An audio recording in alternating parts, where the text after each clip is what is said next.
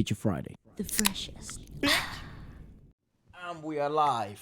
Hello, everybody. Sup, people? Welcome to Feature Friday Plus. Feature Friday Plus. Today, Sunday, we are chilling on the couch. Already had my dosage of caffeine and cookie dough. So we're ready to go. Cookie dough. Yeah. There you go. Half baked.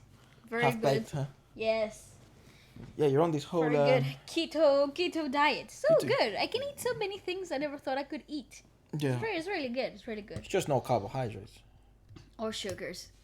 Yeah, I think that's the killer. I think most people think they can do it. The whole sugar thing. You kind of get a little ill the first 2 weeks when you're like detoxing. You get a little like ugh. But after that everything goes up. Your energy, your like want to do exercise, everything just kind of like changes. It's pretty good. It's weird that food can have that effect in your body overall. So that there's people that go all carnivore. Ew, oh my god. So like meat. I eat meat, but as long as I don't have to touch it too much before it's like cooked. That's a weird one. All carnivore diet. That's a like really they weird only one. eat meat and drink water, right? Yeah, just water. Ooh. Just meat and water. Maybe like what do you call it? Like sparkling water. But they can't have any veggies or anything like that. No, just meat, mate. Just meat. Yeah, Whoa. that's very bizarre.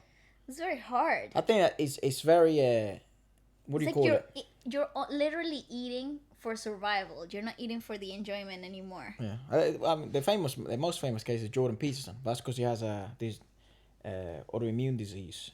It's wild. Yeah. Did you see that last video of him? Yeah, very bizarre. Very bizarre what's happening to him. I wish him all the best. Strange. Yeah, I mean, it's been like I think I've said it on the other podcast. In case you didn't know, we did a whole like Feature Friday BTS special. Yay! I think we plan on doing other groups soon. Yeah. just artists in general. Yeah. Like, I think that would be a way better way of like finding out so much more music for a specific artist, getting to know them. I was gonna say, it just really gives you an in-depth perspective of the band a little better, you know, because when you do one video or two videos and then you kind of like hold back throughout the weeks until we actively search for that band or that group or that person again. Unless they release. You know unless what I mean? they release, but it's always so much more exciting when you know the background, you know where they come from, you know their previous releases as well. Like that gives a really good insight of and a good point of comparison to their new release and stuff like that. Yeah, I agree. So, I think the like the most eye-opening thing of checking out BTS like that was that like there was so many little key things. They were little, like for example the fact that their ciphers, like their rap ciphers, oof, were so great. alone, like as a show alone, it would be enough for me to sell me on a ticket. Yeah, You know what I absolutely. mean? I agree. And then also like we saw them acoustic for the first time, and that was very bizarre because I don't think there's many videos of them doing acoustic stuff, and I'm a huge fan for acoustic Which stuff. I think is a total shame because they have it. They have the capability to like Well, they just proved it. pull out a whole freaking acoustic medley or like 15-minute part of the show. Yeah. All acoustic. You know they've done it where they sort of sing, and then there's just a playback or minimal instruments and stuff like that. Then I also learned about their band and stuff like that called the Ghosts. Oh, Or freaking Ghost. awesome. Not sure, or maybe that's just the name of the drummer. I'm not sure. I think Ghost Is the name of the band. Yeah. And then someone Please forwarded correct us if we're wrong, and but I'm someone pretty sure. forwarded me the Instagram of the drummer. So I'm gonna follow him in a bit. Yeah, so it's very interesting. Do let us know which like bands you'd like us to do next. Next week, I'm not sure what we're gonna do next week. We haven't thought of that. We're still yet. discussing it because next week, like on Monday, new comebacks are coming and stuff like that. So Ooh, some stuff is dropping. yeah, I think Huasa is releasing. I think Blackpink will probably come back next week. I can tell you what's happening. I think Huasa's on the 29th. Okay, so 2 weeks. So Now. 2 weeks from now. Blackpink, I got a feeling probably next week It's or on the maybe. 26th. Okay. Yeah. So big stuff coming next week. So that should be a really fun week. Oh, and let me tell you, I'm looking forward to the Blackpink release because Yeah, we'll check out the album as well. it hasn't only been super anticipated by everybody, but the teasers. Yeah, what the and for the teasers was such they're a freaking weird. They're weird and they're cool and they're inciting this whole concept that is super edgy. So I would love to see what's about to happen in the music videos. Their music videos always knock it out of the park. Dude. So I'm not expecting. I'm expecting something astronomical. The hair colors were so unexpected. Yeah, I mean, you got Jenny kind of blondish, like her front layer was like kind of blonde, and that makeup made it look really like scary, but in a good way. It was really cool, and then you had Lisa with a short black bob. That was so badass. Like that was really good. Like look at that. Yeah, weird. Freaking awesome.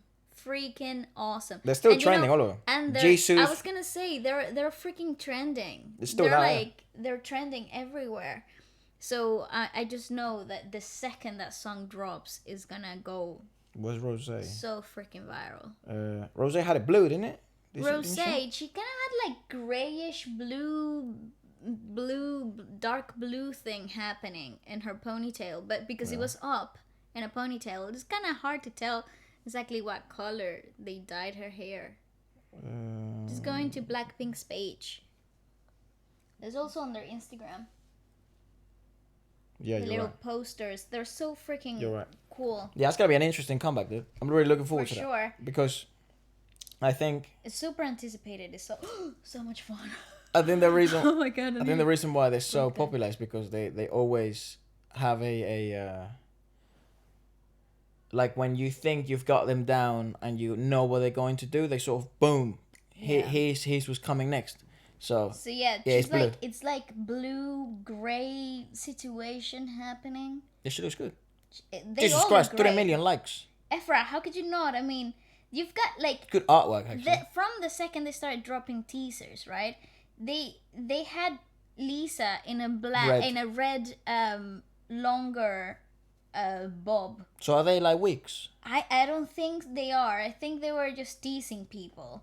And then and then you have Jisoo in that's gotta be Rose Jisoo's in her how you like that, and it's like grayish like pastel gray thing happening in her hair, but then you see her latest video and she's got long brown hair. So I'm all just confused of the whole thing. I'm just confused overall. No, Jesus one. Yeah. That's Jesus one. Yeah, that's what I was talking about. You said Rose. No, I said Jisoo, you have her, well, maybe. Jisoo, you have her here with like a gray situation happening in her hair, and then long mane, there's brown. Yeah. It's like, what's happening? I think I said it on the other one, it's like Rose's accent gets me. You know what's funny though? And when they were dropping the single teaser videos, they forgot to post Jisoo's one, and they had to like delete stuff and re-upload them. Oh, again. tough. So crazy. And I love that makes the news, by the way. It's like the entertainment company forgot about them. It's like, where is this video? Just a silly mistake. It just happens, especially when you're uploading in bulk. Bulk. I think I mean they are humans. You know they do make mistakes. But when they're so big though. Yeah, I mean can't afford to make it's those tough. Mistakes. Come on. You can make any mistake. Though. Everybody would absolutely roast you. Doesn't matter. Doesn't matter. I made a mistake. What do you want to do? It's a hard one. It's a hard one. Yeah, but it's fixable. Oh, definitely fixable. Say, for example, you accidentally step on a puppy, right? That's tough. And then say the puppy dies. Ephra, stop! That's like the worst. That's literally accident. My neighbor. Stop it. Yeah, that's like the worst accident. Okay, I don't want to hear your analogies anymore. You can't come back from that. But I don't want to hear your analogies. But that's like the worst accident that could happen ever. Missing one post. it's probably like not the worst thing that could happen. Yeah, I know, but there's so many eyes on that page. There's It so doesn't many eyes on matter. that It's people. a recover. I'd say F it. Who cares? Big deal. They Do it messed. I again. mean, they fixed it, didn't they? Yeah, they did. And it's not like in purpose did that. Yeah, but people would read it into it like that. That's the problem. That You when think? you, yeah, you know. They love money, don't they? That's how I always look at that stuff, because there are labels. So if they would treat them trash, say they treat them really badly, Yeah. they would at least have to treat them decently because they love money. Good point. So they wouldn't miss their post. And I it's could be wrong. And they are literally their money making machine.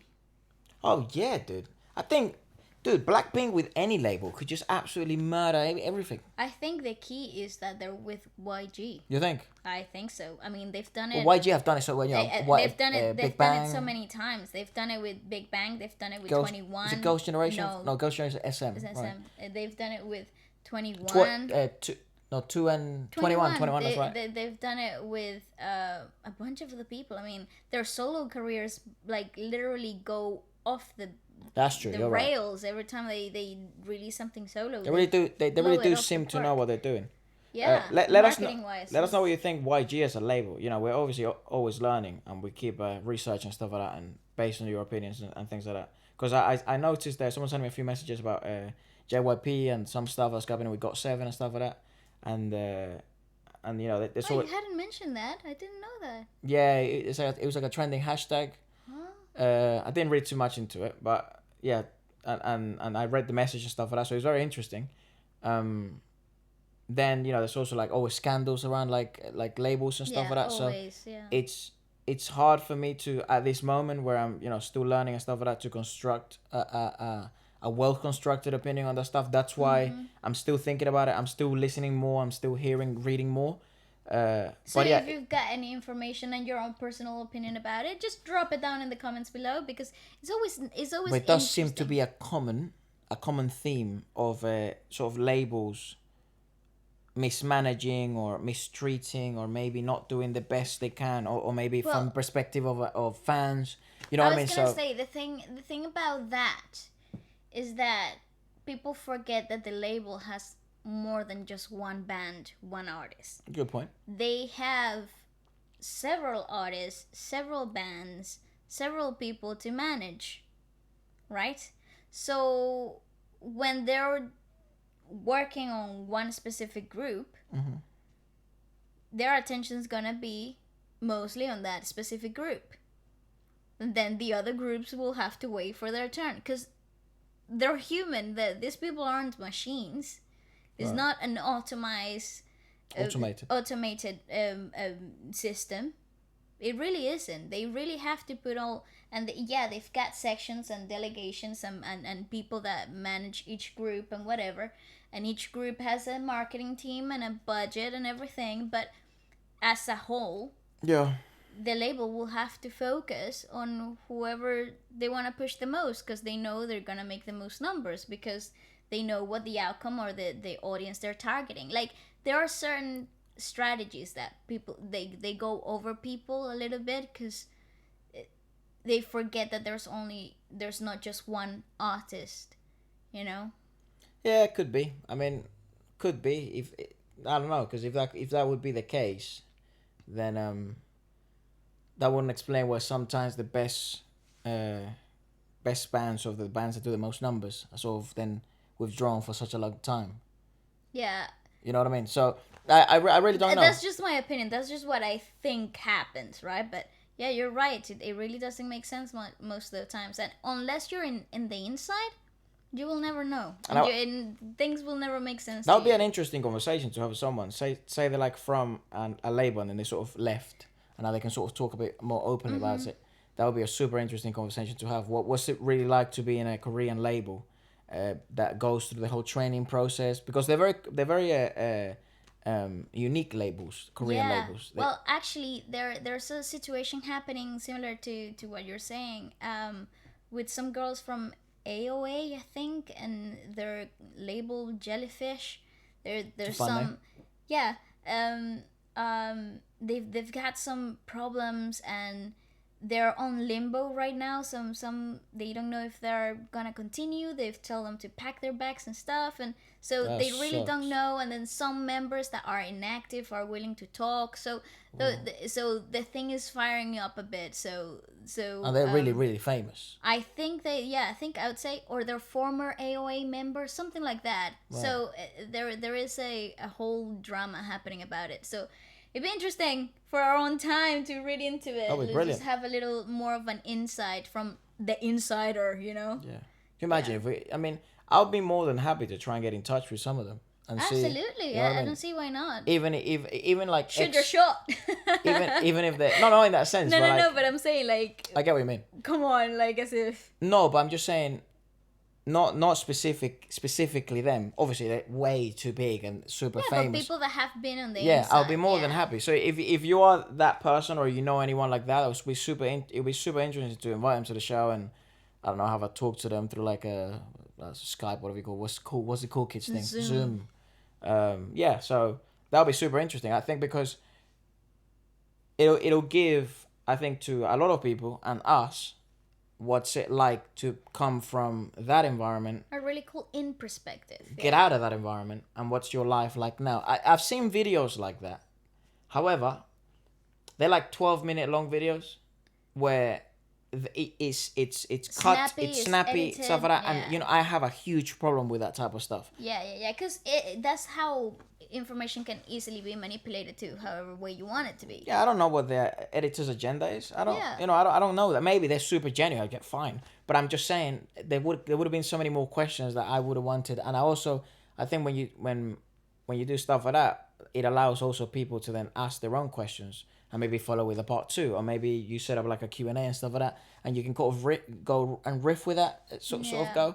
There is really there's a ton of interesting information that can easily be missed in a video that's so short, so edited. I'll be more than down to like that. Yeah. I think that's a good idea. Say we have a guest and then we have like a Q&A going on, say like on Instagram or something, and people are sending their questions, and then we just pop them up, and then whichever questions that Or we've relevant, got, because yeah. I don't like doing interviews. I think interviews, being in some of them, not doing them, but being the person being interviewed, I hate it. I don't really like that dynamic. I think it's too limited.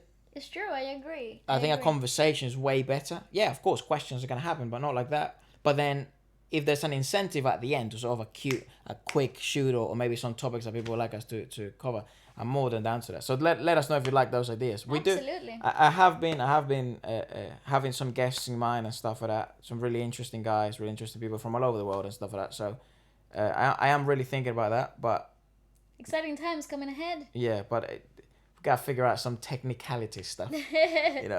Well, we've got some really interesting actually albums. Oh yeah, this week's albums that we've decided to cover are it's a really cool mix of stuff. It's really interesting. Okay, what do you want to start with first? We heard JHOPE first, didn't we? JHOPE's mixtape. This Hope's was World. Yeah, which was super requested from their podcast special that we did from BTS, and from when we checked first out checked out Mono and D1. D1 from August D, which I think is one of my favorite mixtapes of all time. Yeah, I agree. Couldn't like Of all time. D1, dude, that is insane. I liked learning so much from him without having to go to a Wikipedia page. Or Absolutely, and feeling his anguish and angst and his fear, and just he painted the picture so well. It was so raw, so palpable. it was like what do you call those? What do you call moving those sort of books where they sort of tell a story about you? Autobiography? Autobiography. Yeah, it sort of felt like that. Well, J-Hope's Hope World, apart from being super highly requested and highly regarded by the fandom, I can see why though. I can see why. we went in there trying to expect nothing. Let's not expect anything. Zero expectations. Even though we kind of had expectations, but as we're reviewing stuff, and I think to give it the fairest shot, it's best to try and go in with a clean slate. Nothing. It's like Clear we didn't mind. know who he was. Yeah, exactly. Right? Because this is his solo project. And the first song, Hope World, which is kind of like the intro, it's one of the things that I wrote down, and I also want to go back to the lyrics actually, is I just overall it's a great track, and it really sets the tone for what his sound is like. You know, Yeah, I agree. because he does have a very unique sound compared to RM, August D, or actually I'd say very unique sound to most rappers that we've heard from the Korean industry. True. It's not unique worldwide. Like we you know, we caught inspirations from worldwide. We caught like wow, this would be a great collaboration, stuff like that.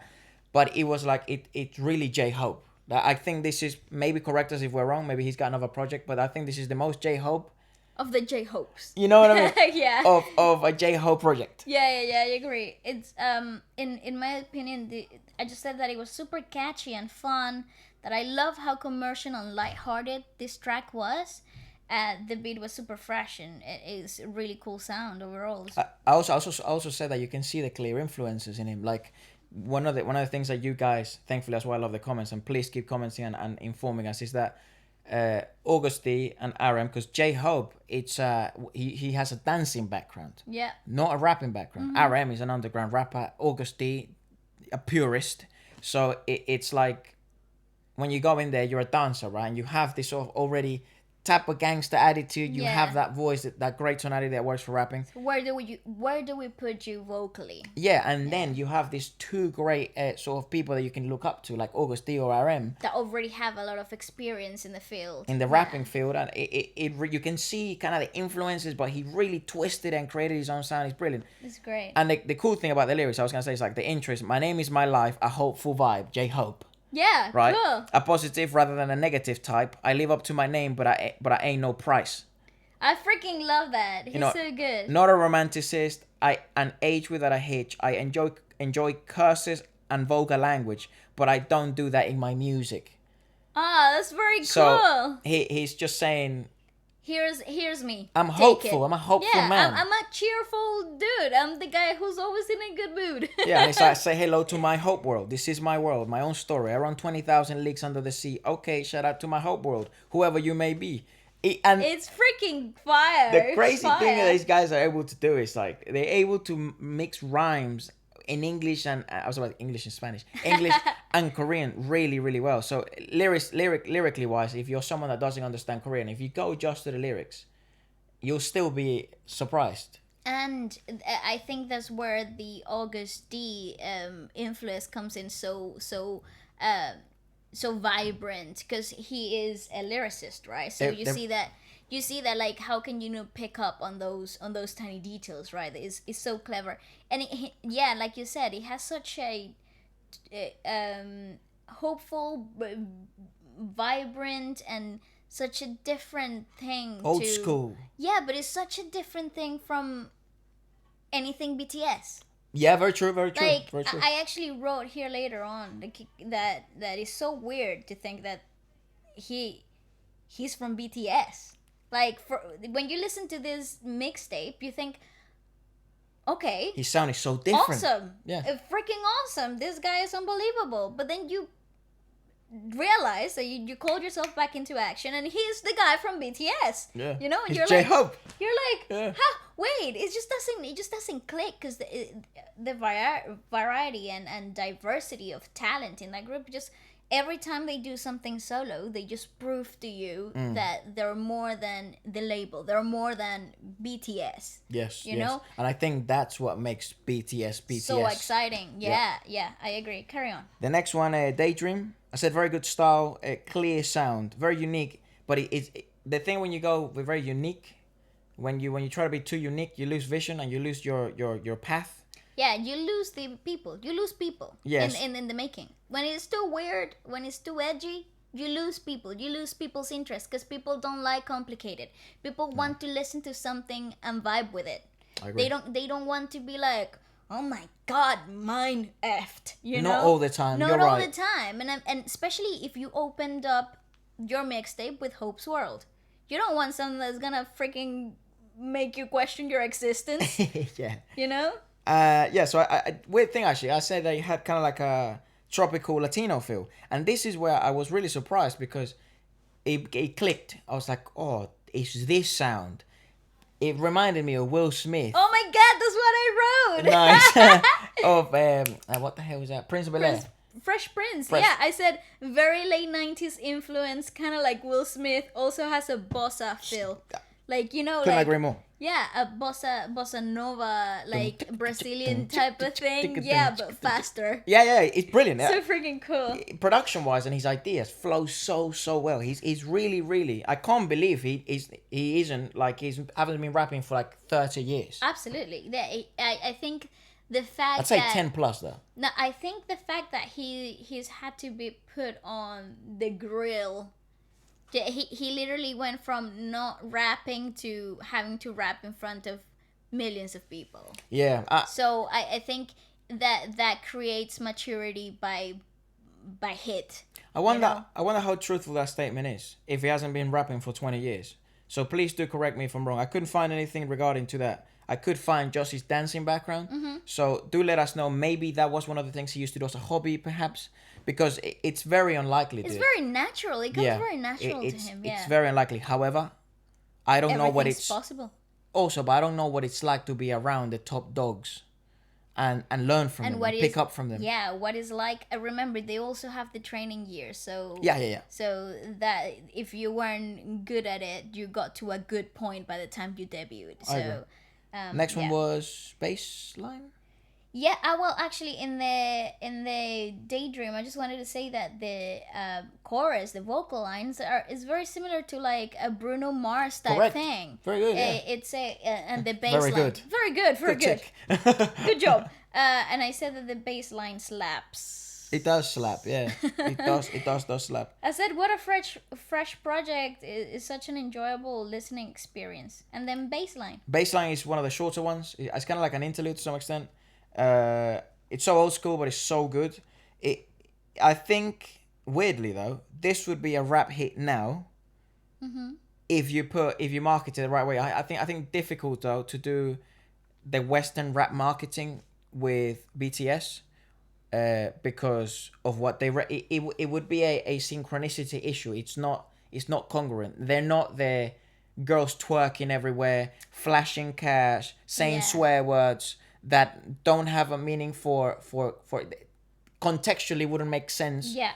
Or that because they're too self-aware, they're too grown for that. It feels they're too mature for that. Yeah, it's like they've outgrown that stage. It's like they had to go through it. It's like when you see, for example, a J. Cole. Yeah, it's like I don't care for the people flashing. Yeah, when you see a Kendrick Lamar video, Yeah. when you see you get a baseline concept that is so strong where you don't actually need the flashy imagery and the cars superficial and BS. the superficial, because there's so much happening lyrically and the concept itself is just so beyond anything that anyone can explain. But I feel that if you were to market it that way, he would absolutely destroy the what do you call it? The charts here. Yeah. Next one was Hang Sang, which I think means always. Ah, cool. Looking at the lyrics, and Hang Sang, you go ahead. I'm just getting the lyrics. I said that I loved the chorus. It kind of reminded me of L'Espèce by Gambi. It does. If you don't know Gambi, search him up. But like a slowed down version, especially at the end of the chorus, there's a phrase that he repeats, and it kind of has the same melody and flow as Gambi in L'Espèce. I said it's weird when you're listening to this to this sound because I can't relate it to BTS at all, and it's so great that they have so much diversity and talent because that's what makes them so great. I agree, man. It's so weird that there's so much talent packed in this band. You know, usually we were talking about it, it's like I was wrong. I always thought that bands there was always a few that you could get by. But right? Yeah, they were kind of carried by the rest of the people. Yeah, not him. Or you get that one very talented person. Yeah, that sort of outshines everyone. But that is the old school, late 90s, early 2000 boy group concept that we grew up with. Right. That was the idea. I mean, you saw it in Sync, you saw it with Backstreet Boys, and then you saw it with like the Spice Girls. That there was always that one person that outshone everybody. Yeah. And everybody was kind of carried by that one individual. And I think that concept comes from those years of growing up with the idea of a group. Yeah, there were groups that absolutely didn't do that. Like One Direction was one of them. You know, all four of them are insane. Like, four. Yeah, Harry Styles, Zayn, Niall, and oh god, I was never a One Direction fan, but I love them. There's more than four, guys. There's five, no? 5, 4. Wait. Harry, Niall, Zayn, other geezer, and that's it. It's 4, mate. Direction members. 1, 2, 3. Louis Tomlinson.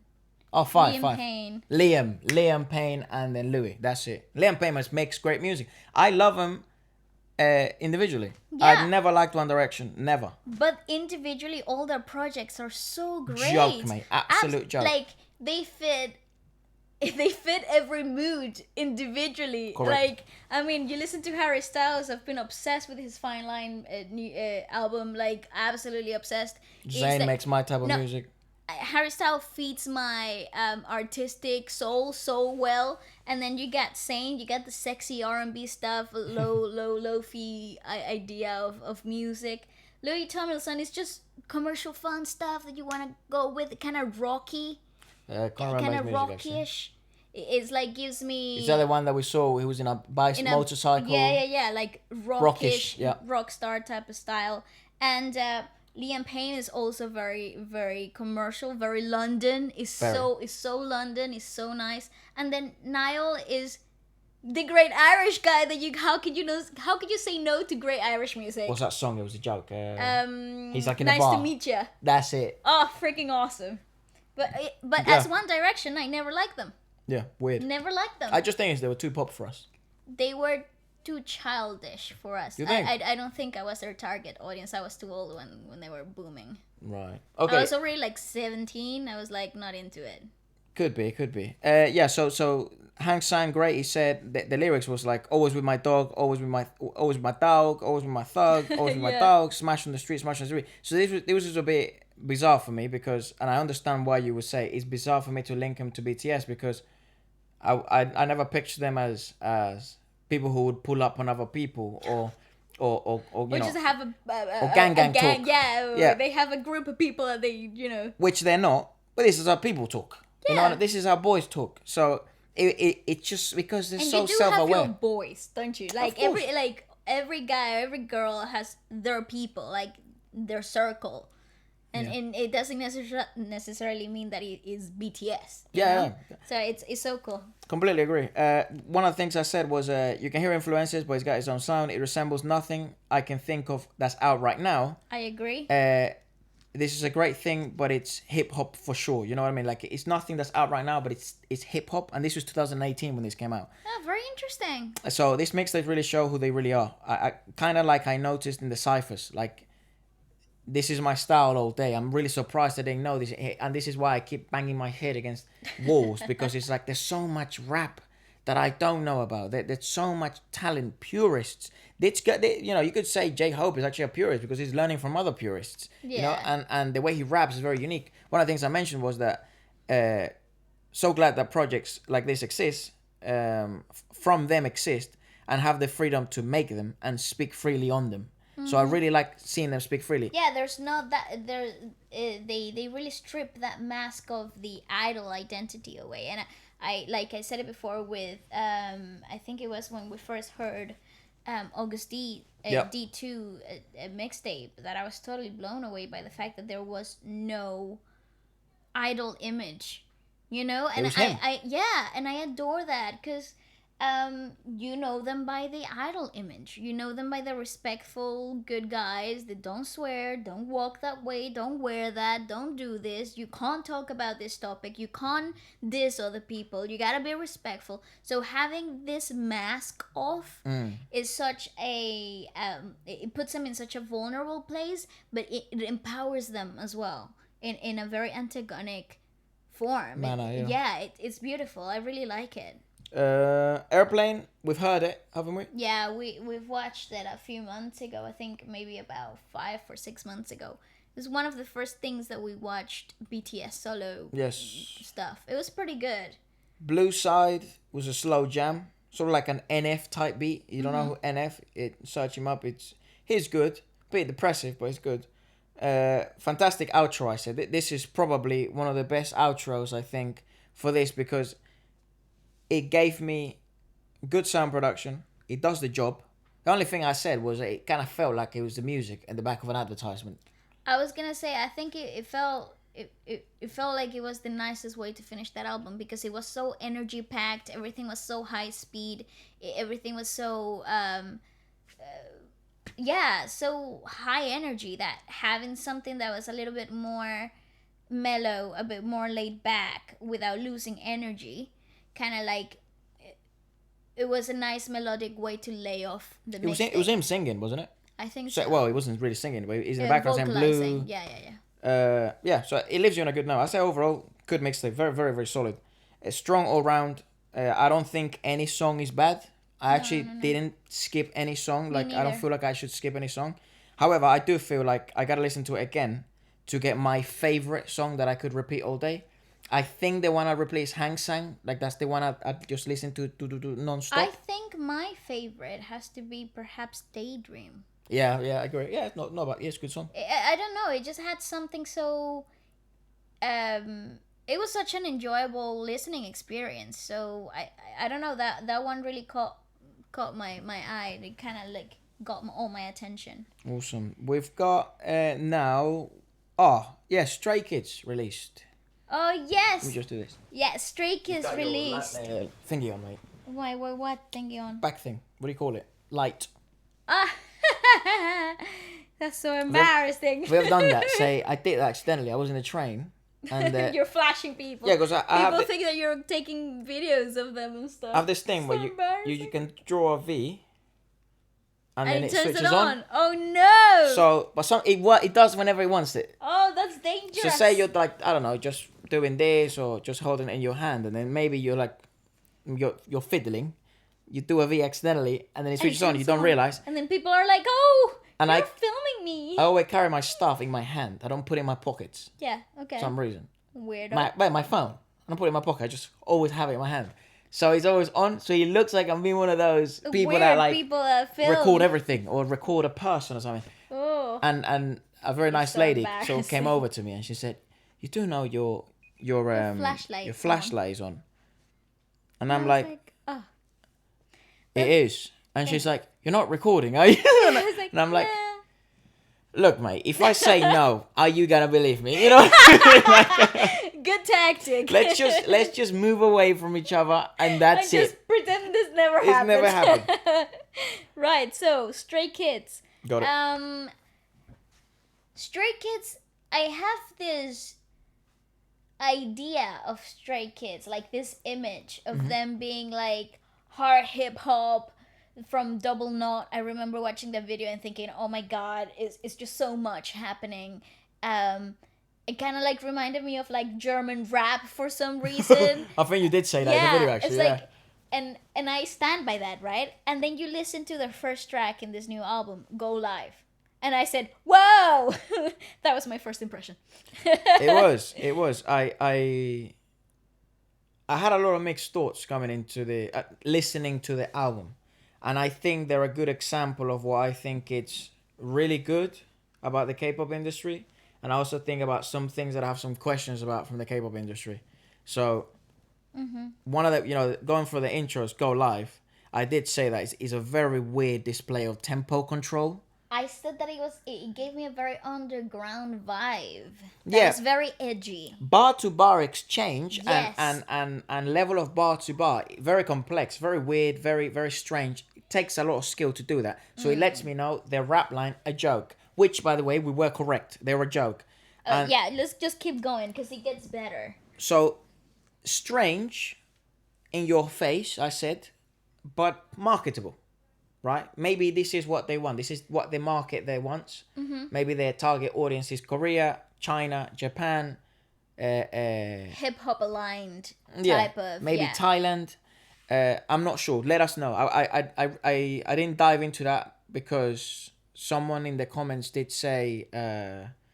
did tell me that, so I was going to go back to that comment, but I haven't. So I'll return to that comment to sort of check what that was. The only thing I have against, well, not against, but I'm not 100% with it, is the fact that this is the first track, right? So you think the rest of the album is aligned this path, Which it really bloody isn't. which as we progress, you'll see is really not what you expect. Yeah, at this all. album is an experience. Which I don't know if I'm like happy about it or questioning it. It was yet. very bizarre. It was an experience. I think I to be fair, I need to give it another listen with a clearer concept idea, because I think I'm also missing that concept element of it. You know what we should do? Watch an interview I agree. of what the idea behind this album was. Who were the co-writers? Who were the writers? What did the label want to do? What did they want to do? And was there the main energy of the concept? What was behind the movement of this comeback? There goes God's Menu. Which is their title track, and We the haven't music watched the video. I'm telling you, the whole music video has layers upon layers of theories and analogies, and is fantastic. So we're definitely gonna check that out soon. Fingers crossed. We've been having some issues actually lately with some videos, so hopefully that does go out. I think Monday should go out. Probably. Yeah, so I said probably the most marketable, so I was right. I didn't know that was the title track. Yeah, that's the title track. I'm personally just me. I'm not into the whole beat changing thing. You know when they go like, this is the song. Oh, psych, is this song? No, is this song? I love when they do that, because I Not me. personally adore when they do that, especially when it's a title track, because it keeps you on your toes. It keeps you unexpected. You don't know what's about to happen. It keeps you're expecting next. You're anticipating everything. It's very high energy. It's very dynamic. The lyrics are just beautiful. I said, Well, they know what they're doing because it's obviously the most marketable song. it's fantastic. I actually said, I love the analogy of them being gods of their own creation. The concept is really clever. I want to watch that video. Yeah, same. Me too. It has a lot of definitely commercial effect that is super strong. The autotune effect in the vocals in the chorus gives it such a buzz. It's such a relevant sound right now.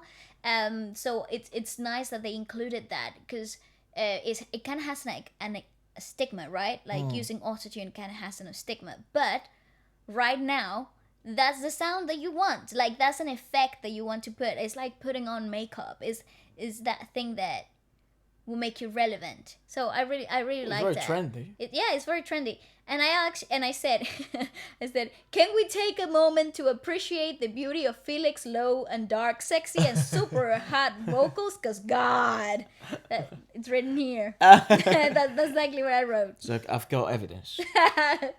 I said Felix. Wow. Yeah, I said I like the deep voice part, which is Felix. And the vocal that goes like ooh like that. Ooh. It goes actually exactly like that. And then the vocal break with the deep voice part, I felt like it was the best part of the song.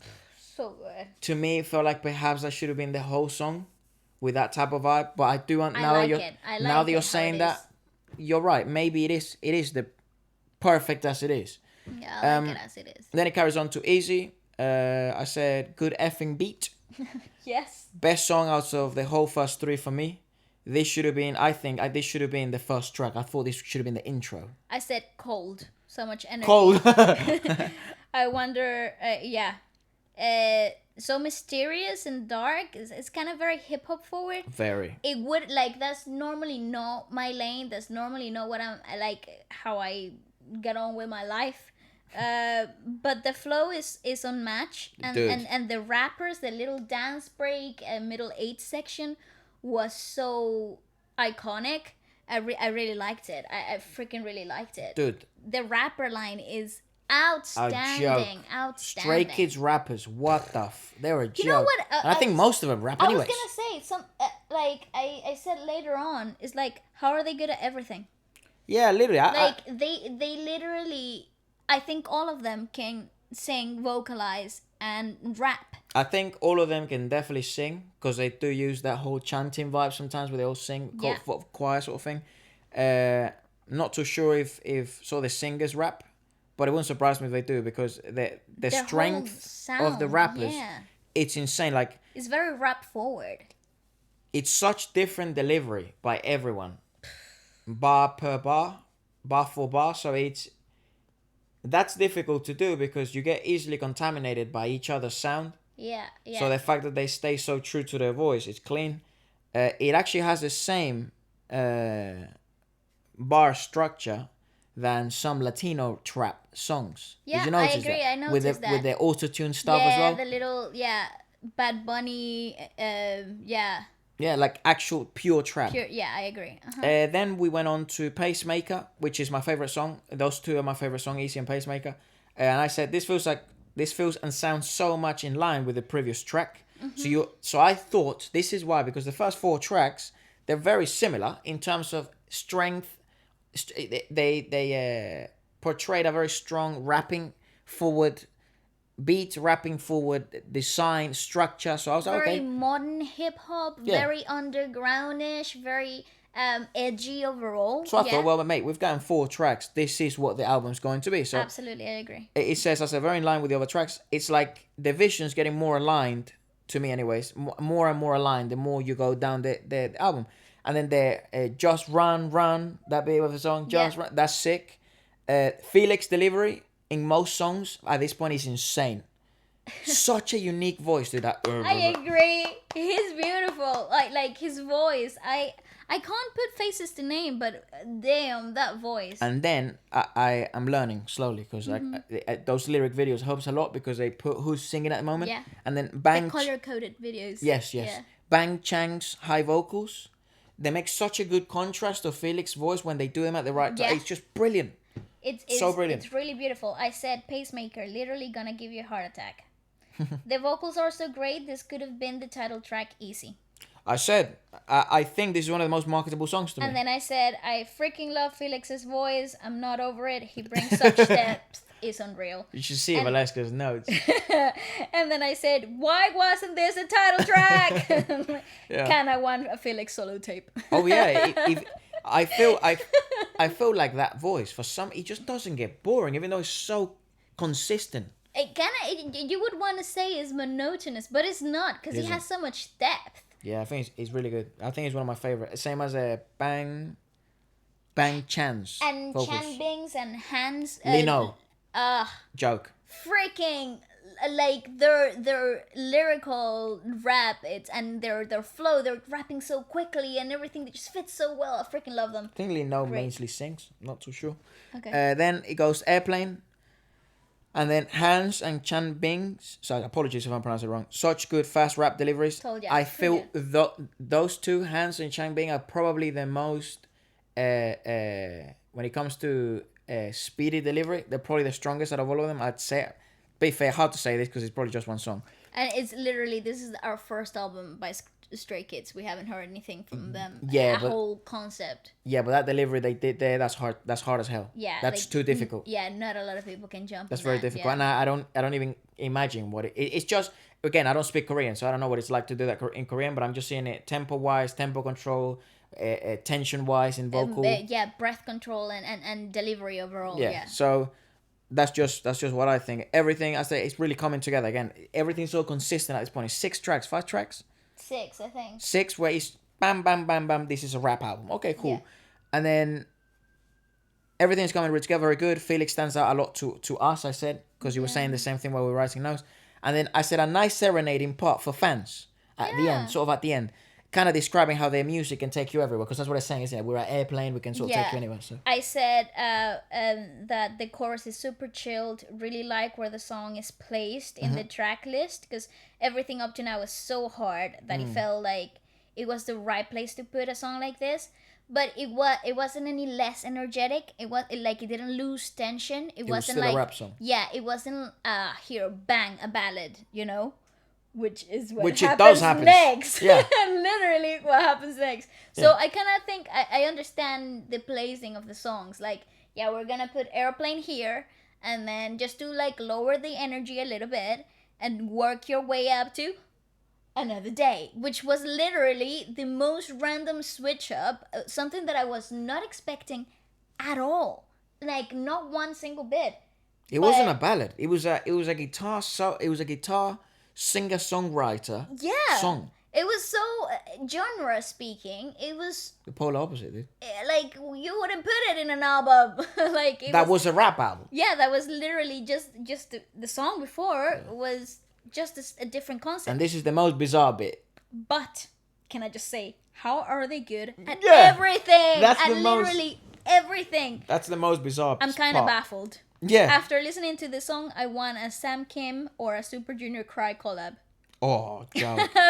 in this Together, yeah. in this type of thing. It is so bizarre that I said, like, WTF, thought this was a rap album, but this is so effing good. It is. It's great. Very subtle delivery. That's harder than it looks to do in terms of, because I'm really focused on the rappers here. Not only because I'm a rapper, and I enjoy rapping genuinely, but because I thought it was a rap album. So Absolutely. I just thought they were being experimental, but they literally weren't. slapped it in your face. It was like, here, we can sing too. Don't forget that. Yeah, but You know? also they were rapping with that subtle delivery where they're sort of speeching. It was Speeching? speech Yeah. speech quality. It was kind of like a recited Rhythmical speaking. rhythmical speak, yeah, like speech. It wasn't really like, here are some bars and I'm gonna place them on the beat. No, it was like kind of like romanticized a bit, you agree. know, like reciting poetry. From being in a studio and trying to do that, that's hard to do. Super hard, not make it sound cringy. Yes, Damn. and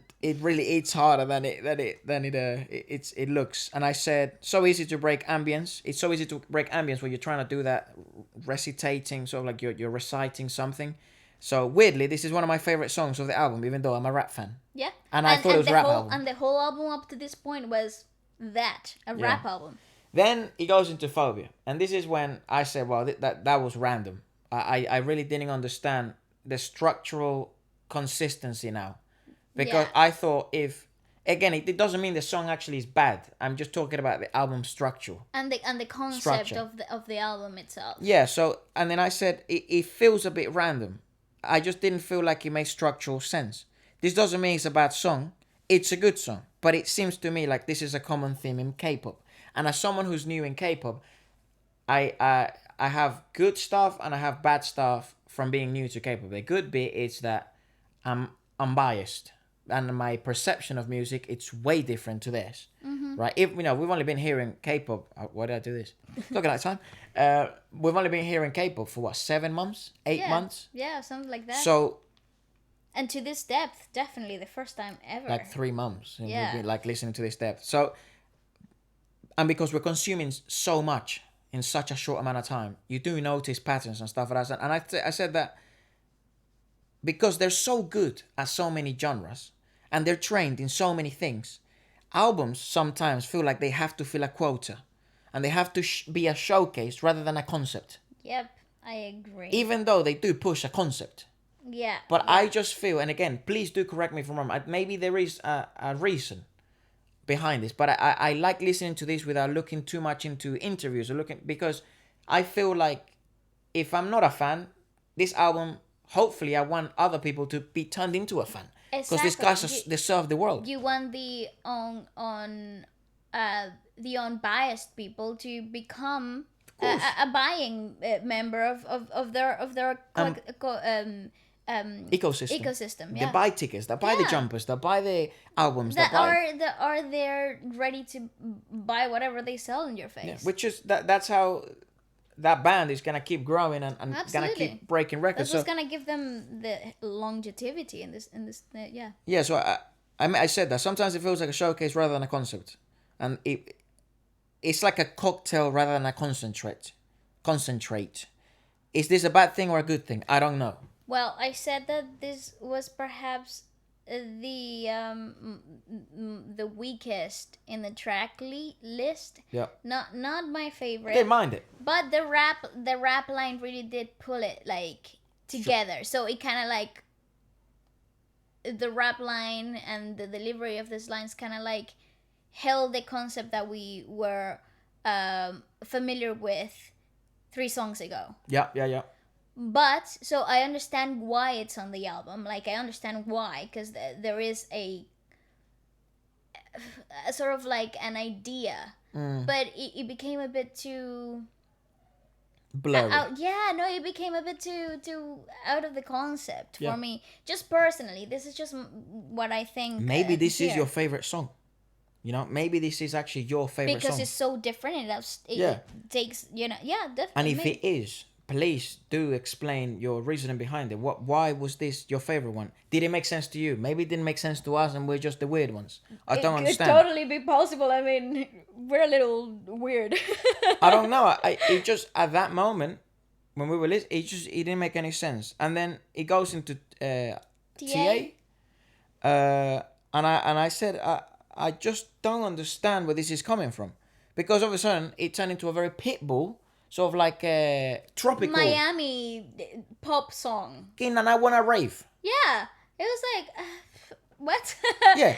I said to that song, has a World Cup feel. It does. I feel like this could be like, a title for a World Cup. It really does have like that Olympic theme song that you want to like play everywhere. So they're not bad songs. No, they're fantastic songs. I actually think TA could easily be the fan favorite. It could be the new fan chanted, because it has that global inclusive feel to the song. The chorus is very catchy. It has that chanted like melody. So I feel like that could be the song fan that anthem sort of thing. Yeah, the fan anthem of the album. And I've realized that a lot of bands do that in their albums. They put that one song that might not fit the concept but fits the fandom.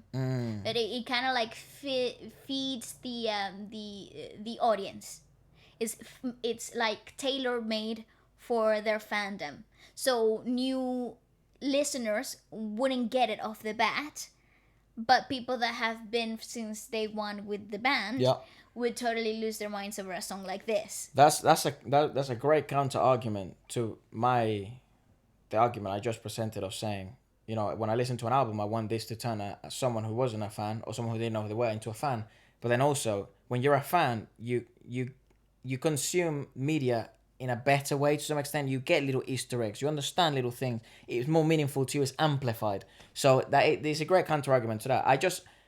That's why I love having conversations like this and also conversations with you guys in this way, because it puts so much into so many perspective. Yeah, and I think that's why K-pop groups overall and the K-pop industry has such strong fandoms, because they tailor make things for them. They take care of the people that they already have. They nourish that relationship. Yeah, they really do. Yeah, it invests time on the people that have been with them since the beginning. And I think that's why fans or people that are new groups that debuted, people become fast fans. They become easily attached to the upcoming group because they know that in the years to come, they will be also taking an advantage to all the new listeners. You know, there's like that loyalty badge. You know, so I think that's why there's that pattern kind of comes and repeats in every comeback with different groups. I've seen it now as well. Picked up on it. I don't know if it's true, but that's the way it kind of feels to me. Now traveling to another part of the world, America. We've got one of the albums that I was looking forward to the most for this week, which is Ungodly Hour by Chloe and Halle. Yes. Oh my god. And because they have made, so good, with the music video, one of my favorite songs of the month so far, which is Forgive Me. And also we also watched, was it Do It? Mm-hmm. Do It. Which was also a great song. And the album itself, apart from being a ride, it's like dude, again, I always say this sentence, and sometimes maybe I shouldn't say it so often because it loses meaning, but there's levels to the game. You know, there's levels to the game. What I said about this album is that it's such a musical delight. It's So for people that aren't really into the whole depth of musical arrangements and stuff, this is an easy album to listen to. But if you're really into the New Orleans rhythm and blues, old school jazz, if you're really into the layered voices and vocal arrangements, you find gems in this album. Like, it's golden. Where did you say they were from? Georgia? Atlanta. Atlanta. Atlanta.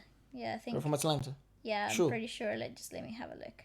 I have it here. Atlanta, Right. Georgia. They have the brilliant taste of music. Yeah, You can just tell. the South, the Southern influence really plays off like to their advantage here. So it goes intro, of course, and this is really good intro. It works perfectly because we've heard it before, so that they've introduced it in the Forgive Me music video. But I just said that it works perfectly and it cohesively. It works with Forgive Me, which is obviously done on purpose, and I think that's what an album intro should be.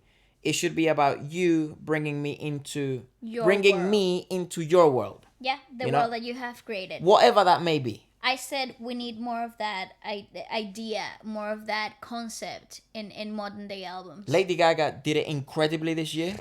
Freaking beautiful. I think one of the best people that done it. Bryson Tiller. Insane the way that guy does that. Tory Lanez in Mixtape with the whole skits.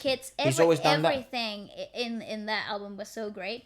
Actually, Tory Lanez, their old school remix type of film. He's always done that. He would be such a good feature for these girls. Oh man! My God! Don't get me started. Okay, go into it because you'll see why.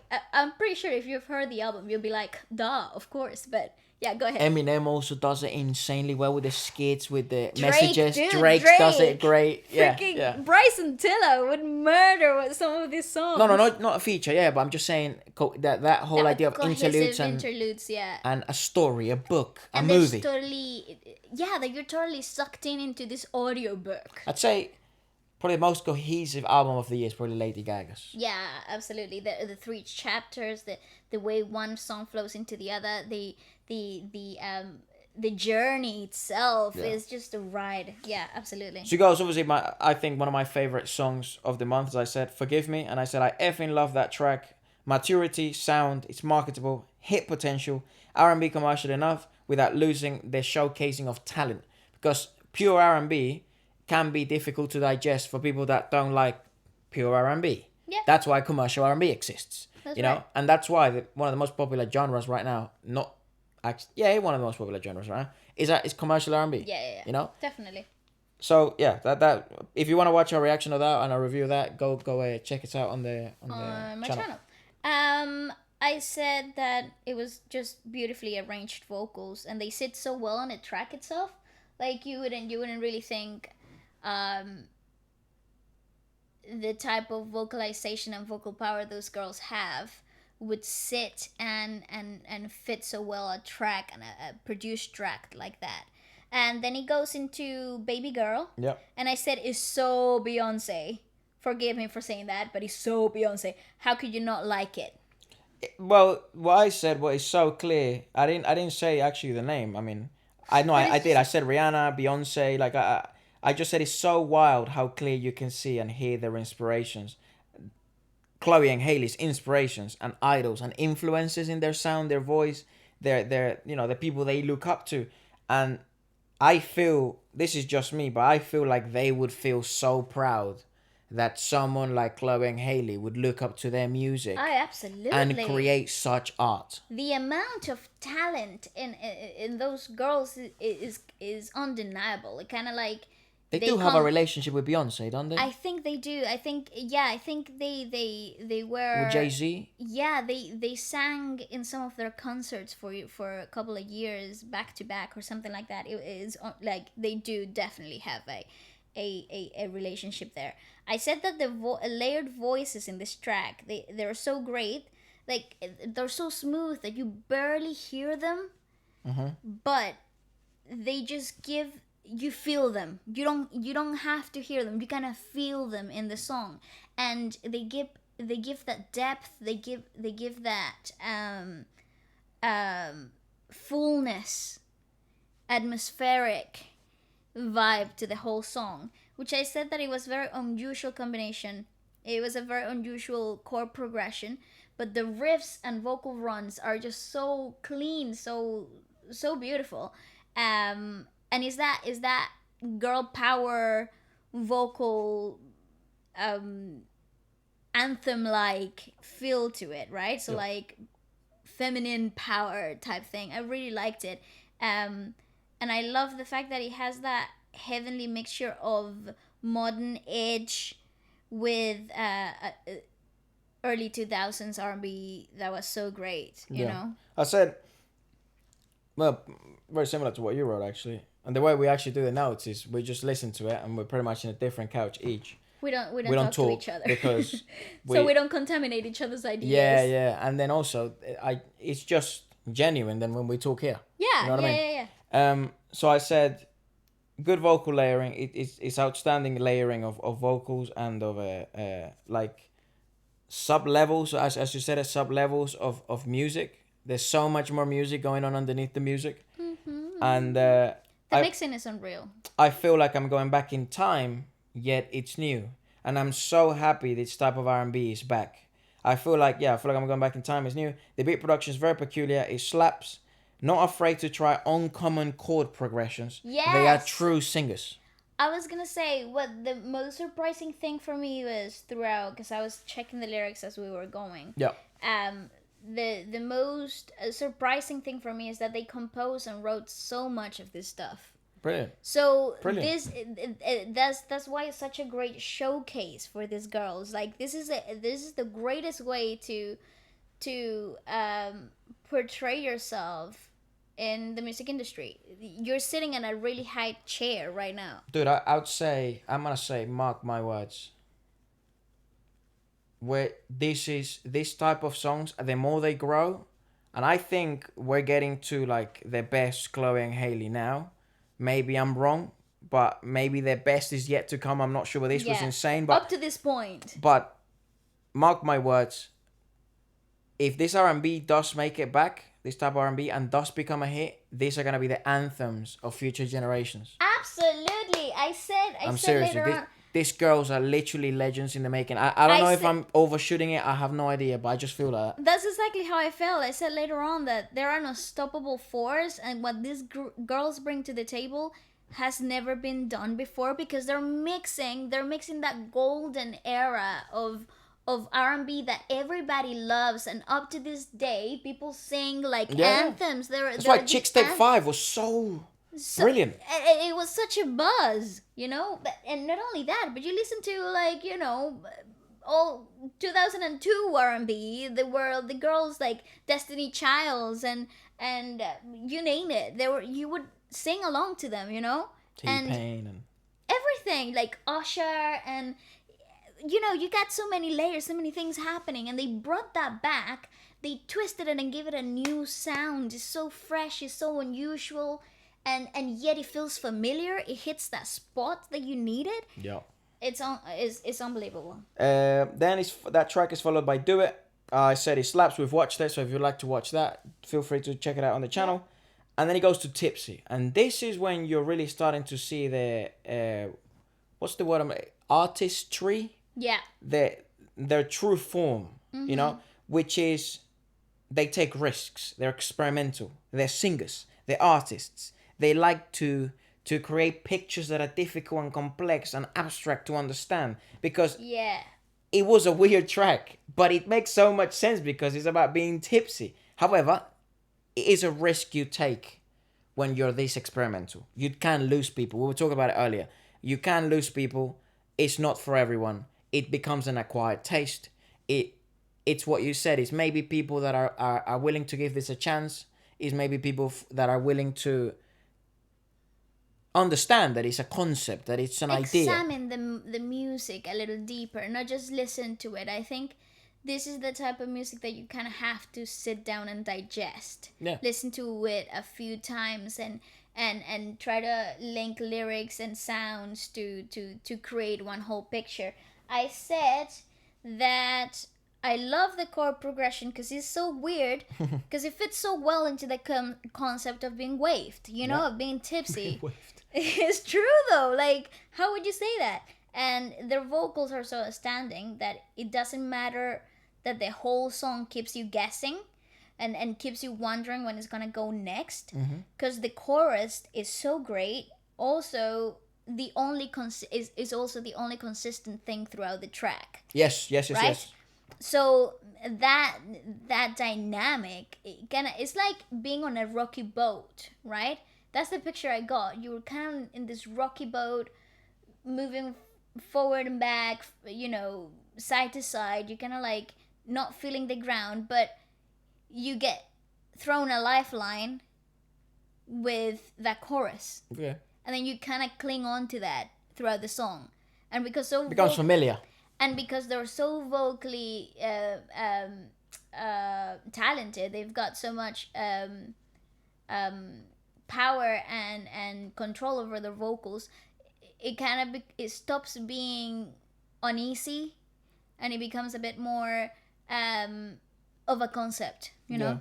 I said I wasn't a big fan of the song. Like, it's not like I'm gonna hear this song and repeat, you know. But just me. Maybe this is your favorite song. As I always say, isn't my favorite. I know for a fact it's gonna be someone's favorite. Yeah. Somewhere someone's watching. So do let us know if that's your favorite and why. But I said, like, it's very important that tracks like this exist, especially on an album. I'd say it's an album that's gonna be heard by a lot of people, you know, because they've been making hits, and those title tracks that they've posted have, you know, gathered millions of viewers and stuff like that. So they're really in a great place. So it's important that they realize that it's important that they do tracks like this, to realize, as for me as a fan, that they're open for experimentation, which is crucial, and it shows level of self-awareness, willing to try different things, plus the chorus is sick. Yep, told you, that lifeline. And Ungodly Hour, and this is where you've seen the artistry, you've seen they can do different stuff, but now you're like, you see the progressive tone to it all, and then you kind of bring it back. You're like, damn, like that. Maybe I should have said this is when I feel in the future, dude. Just give this girl just a few more, I don't know, a few more hits, maybe a big one, and then people are gonna start looking back at these in 5 years, 7 years time, and like, oh my gosh, they were so good. Or these are just gonna blow up, yeah, and become anthems, and all the girls are gonna be singing this. I actually said, and I said, Bryson Tiller, where you at? I need them to make a collab, dude. It's so true. I agree with you. I couldn't agree more. I said the speech quality with the old school R&B sounds so good. Such an old sound, wasn't it? Yeah, it's all mixed with this new era of music, which is so like. When you think about that concept, you think old and new, and you think, it's been done before, blah, blah, blah, whatever. A lot of people do it. Whatever, they remix a lot of old R&B songs, they sample them a lot, they, you know, but what they have done here is just they also gave you that weird combination of naughty and nice, that heavenly vocals with that mischievous lyrics, and it just plays so well with the title as well, Ungodly Hour, you know, the sinful, sexy, mischievous type thing, but their vocals are just so heavenly. They just float above so many other people right now, honestly. Dude, they work so well together. Yes. And their skills are shown, I feel, both of them, Chloe's and Haley's, their skills are shown in songs like this. Now, will these be hits? I truly don't know. Will that song be a hit? I don't know. I hope it is, because it's just so, it's borderline genius. But the hunch I got that they were gonna be hits wasn't this song. Okay. It was ahead. Well, one of them was "Forgive Me," which obviously is on it, you know. And then I'll tell you the other one. I think you know is with Sway Lee and Mike Will.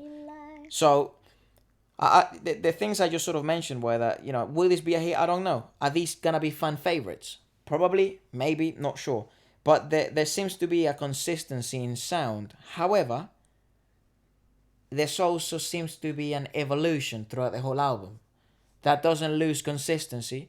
It's part of the same book, it's part of the same album, it's part of the same world. Concept idea, yeah. but it's evolving, it's changing, and it's getting better and better and better. Also, I like the little cheeky MJ reference they did. I think it's a Michael Jackson reference. That The chorus. the chorus bit where they're like It's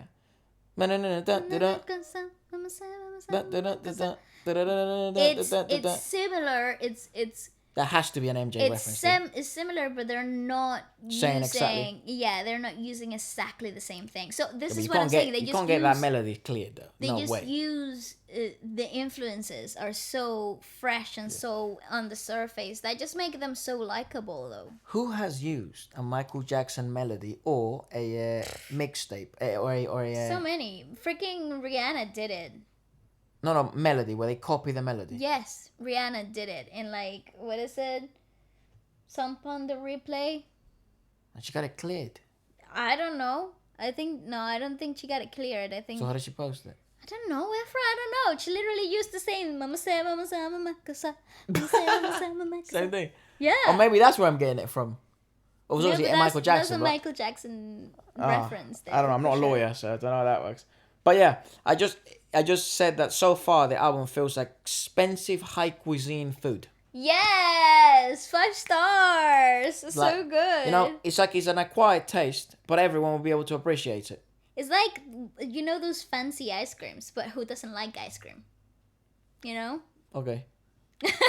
I hate ice cream. Yes. Ouch! Too damn cold.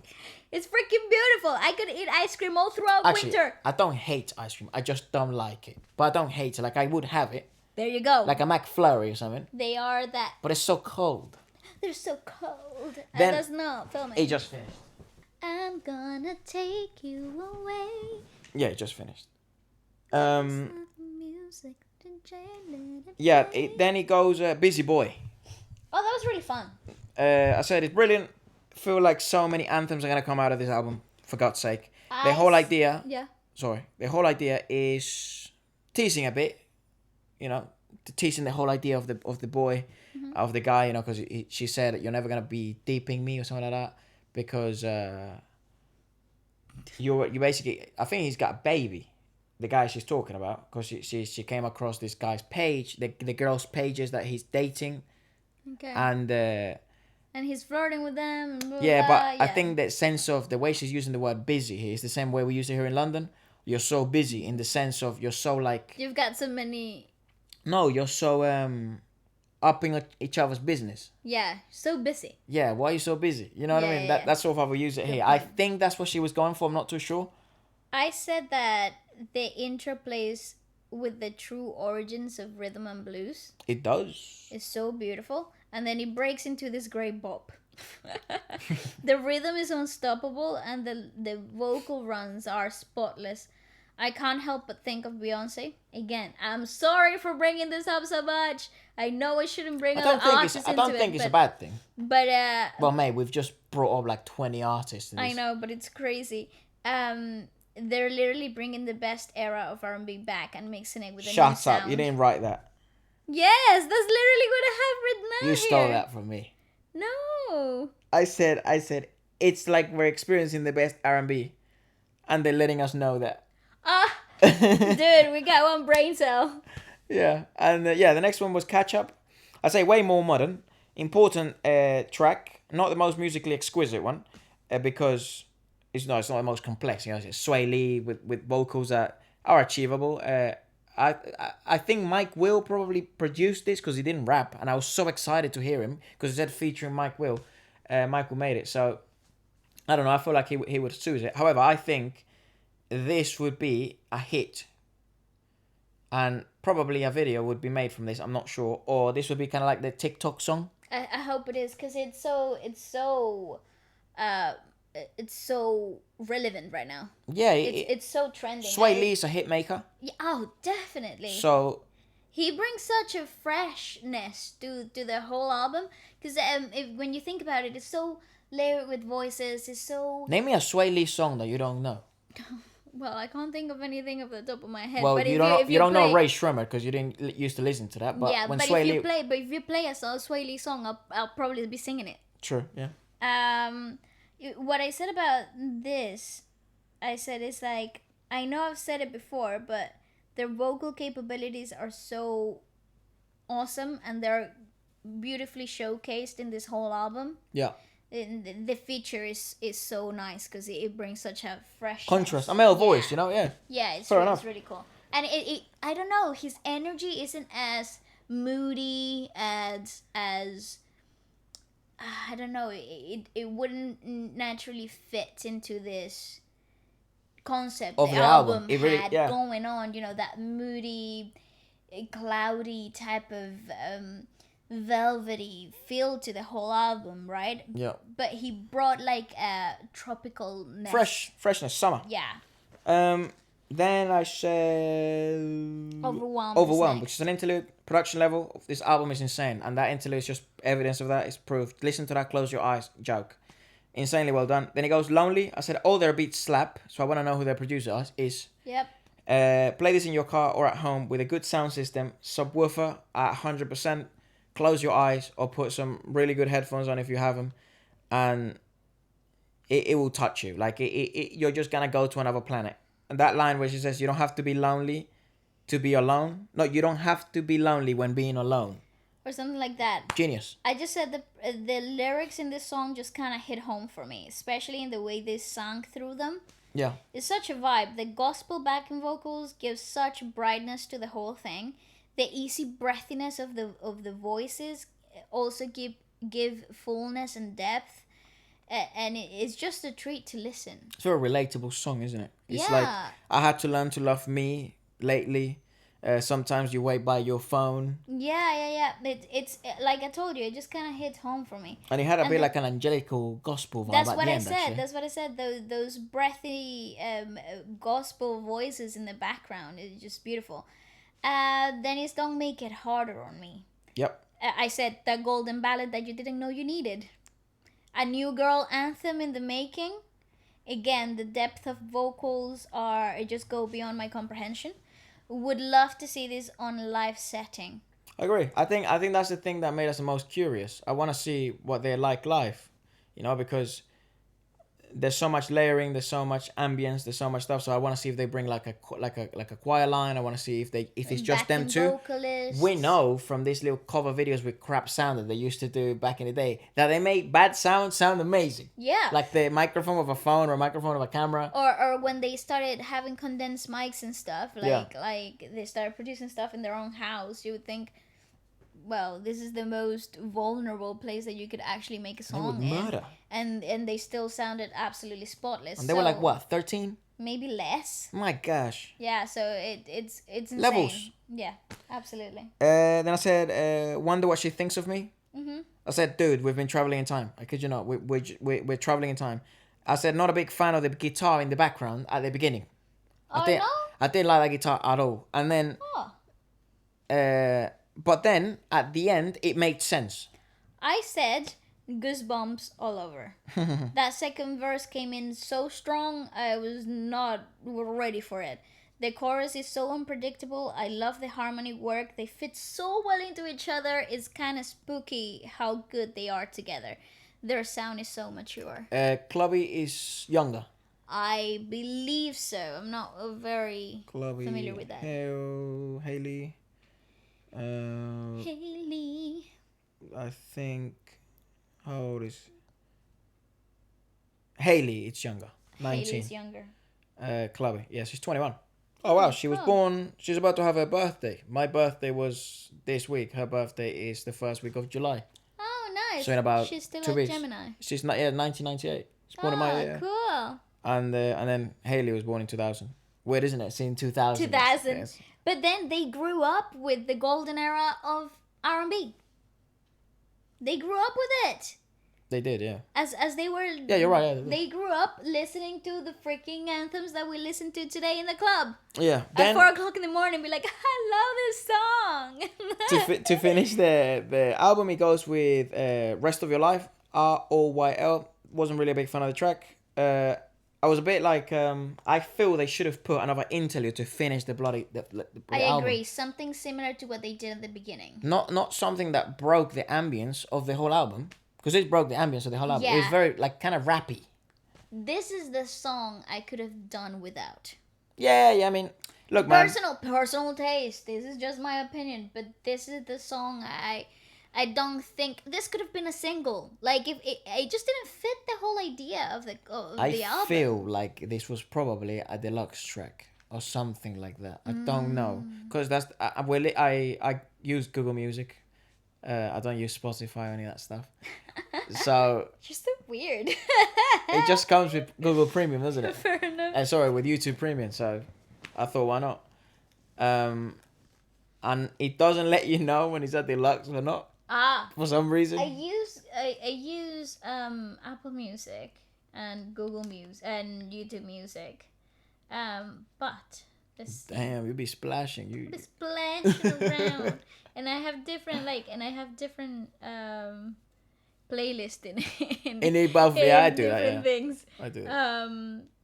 So yeah, an Ungodly Hour. It's not a deluxe track. It's Right. part of the thing. Oh no, let us know what you thought about that track. I really wasn't a fan of it. I thought not great. I could have done. I could have finished. To me, they could have done something similar to what they did in the intro. Apart from that, fucking brilliant album, mate. One of my favorite Fantastic. albums of the month. Honestly, it was beautiful. It was such a musical delight. Think It at- fit. At the moment, sorry to interrupt. At the moment, I think they take my favorite R&B album of the year. Whew, that's one hell of a thing to say. What else released? Drake's Oh yeah, his Drake mixtape. mixtape. That was pretty good. I liked that. I thought it was pretty good. I thought it was. I pretty didn't good. think it was outstanding. It's just Drake. I just love Drake. Yeah. You know. Who But else? this is vocally so spotless. It was flawless. The whole thing. It was so good. What other R&B releases were this year? Mixtape 5. Mixtape 5 released this year? Yeah. No way. Yeah. Was it this year? Yes. Joke of, yeah, I don't know anymore now. It's Probably up, those it's two. up there. Yeah. But I'm a Tory Lanez fan, so this is what's so impressive that it's like I don't know Chloe and Halle that well. We're just starting to know them. We figured, we found them out 3 weeks ago, Maybe less. Yeah. Something like that. and they've just stole my hearts.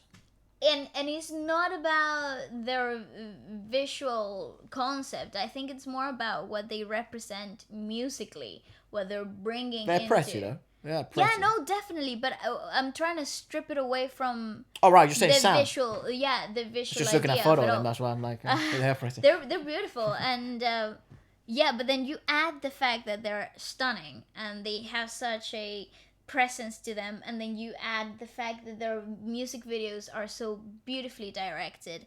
They fit so well into everything that's into the market right now. They sit so well in it. And there's so many collaborations that are there to be had. Yeah, it actually I loved it. Brilliant. What do we? I'll check the news. Actually, check the just Q&A. Q&As. All right, let's just answer some questions this week. Do feel free to send us what albums you'd like us to check out. They don't have to be new. They can be anything. Anywhere around the world, it's absolutely welcome. As I always said, I'm banging my head against the wall because I didn't know such amazing music existed in different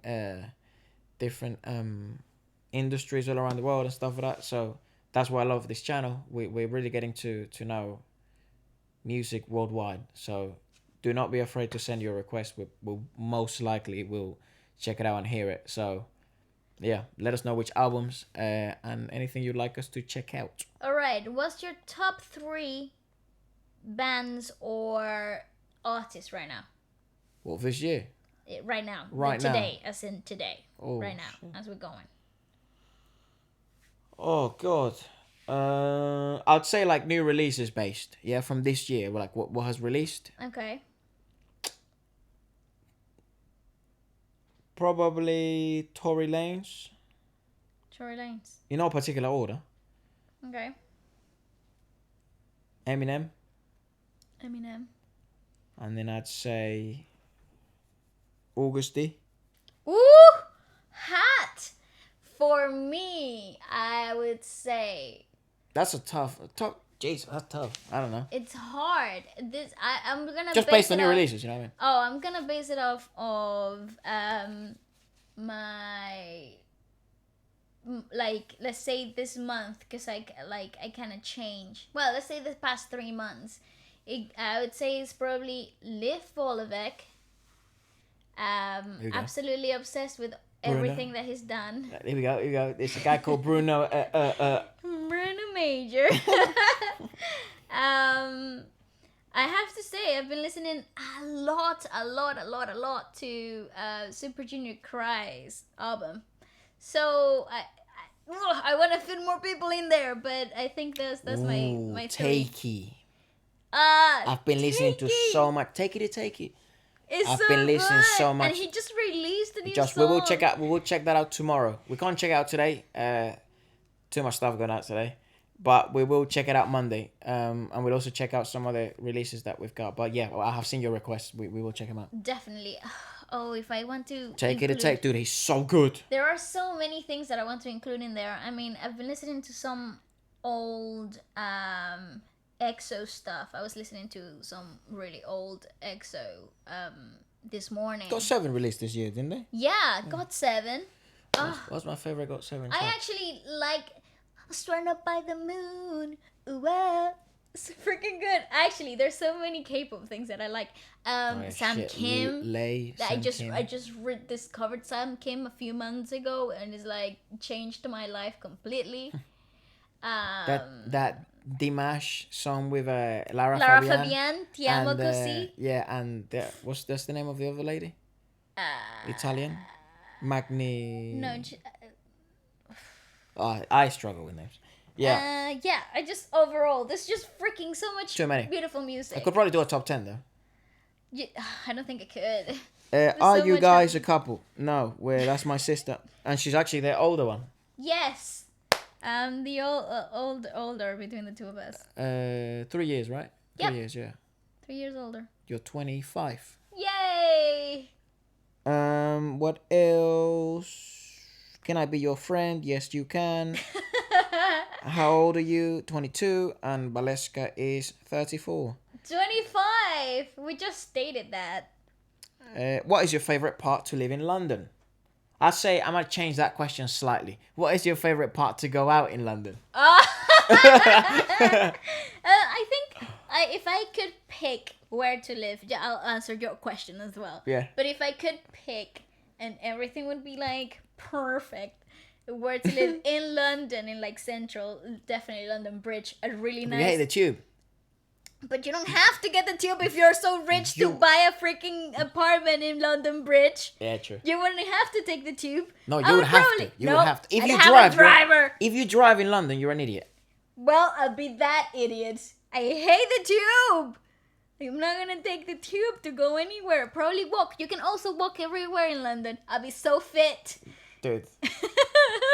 And I could do my workout in I'm high gonna take heels you with me. Next time I'm gonna take you with me, and dude. furry coats. And you're just gonna have to get over that. Yes, I know.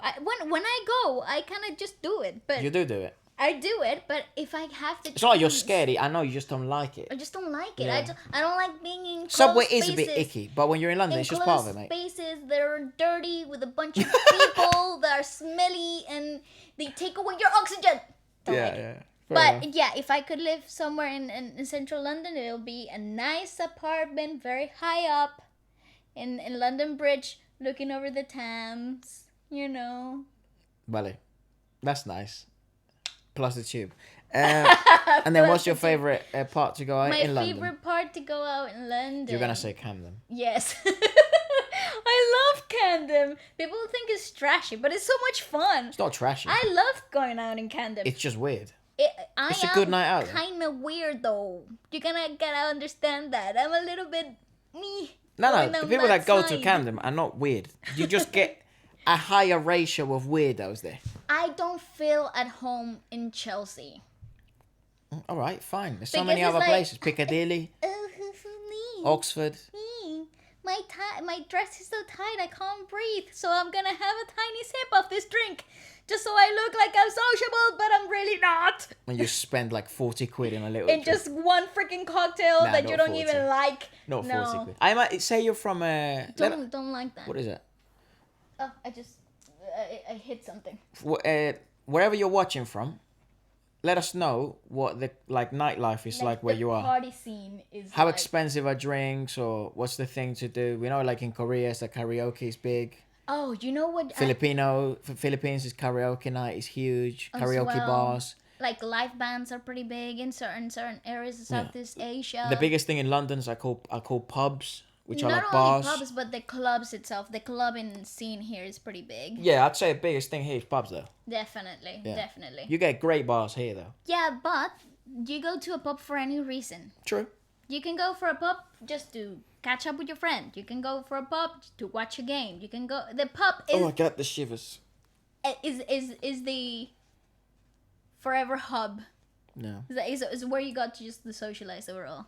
Yeah, dude. The thing about London is you can end up in some weird places, and it's just so funny. Like I remember one night out, I went out with my friends, and we were waiting for a table at a sushi restaurant that was like super exclusive. What the hell? And we kind of like had to like wait for like 4 hours, right? So we went to the restaurant. We're like, oh, we want a table and whatever. They were like, the waiting list is like 4 hours. And we were like, oh my god, but we really wanted that sushi, right? So we're like, okay, fine, we'll come back in 4 hours. Here's a phone number. Call us when if you got anything available.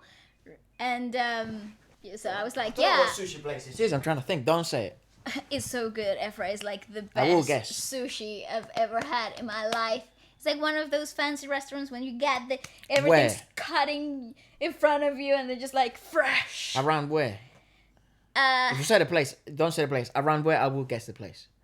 It's close to South Bank. Yeah! How did you know? It's so good. It's so good. Have you had it? You have to have it. It's so good. And they cut the fish in front of you. I was a little creeped out. Anyways, but before we were waiting, right? So we had 4 hours to kill. And we were like, oh my God, what do I do now? What do we do? So we entered this pub. And it turned out it was like a death metal pub. Oh, Jesus. And there was like a whole band playing like death metal. And we were all dressed up in like fancy clothes. And like everybody around us had mohawks and tattoos. And they were like 3 times taller than me. And they were looking down at me like I was like a little lamb in this lion den. Right? It was so fun. You're so tiny as well. Yeah, and I was like, wow, this is awesome. Great. And the guy was like, I remember, so we kind of moved a little forward to like the stage where like the band was playing and everyone was like, whoa, and I was like, yeah, let's go. That's in fun. this tiny dress and my hair was so pretty. Having sushi. Pink. And I was like, ha, I love my life. If it is that place, the reason why I didn't go with this friend of mine is because she said the exact same thing.